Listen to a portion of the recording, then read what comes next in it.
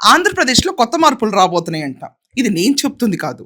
ఒక పత్రిక 'జమీన్ రైత్' అని దాంట్లో వాళ్ళు రాసిన ఆర్టికల్‌ని బేస్ చేసుకొని షో చేస్తున్నాను. బట్ ఈ దుమారం ఎంతవరకు నిజమా అన్నది నాకు తెలీదు. బట్ జూలై 18న జూనియర్ ఎన్టీఆర్ తన పొలిటికల్ అరంగేట్రం చేయబోతున్నాడు. ఏ జూలై 18 అనుకుంటున్నారా? 2026 జూలై 18న పొలిటికల్ అరంగేట్రం చేయబోతున్నాడంట.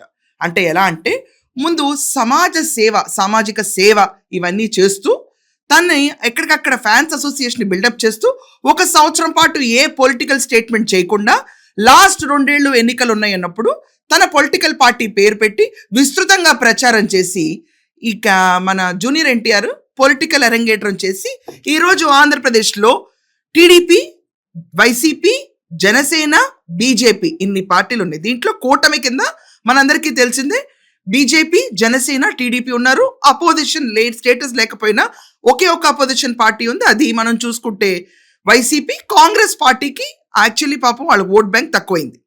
ఈ పొలిటికల్ స్టేట్లో ఆంధ్రప్రదేశ్లో జూనియర్ ఎన్టీఆర్ ఎంటర్ అవుదామని చూస్తున్నాడంట.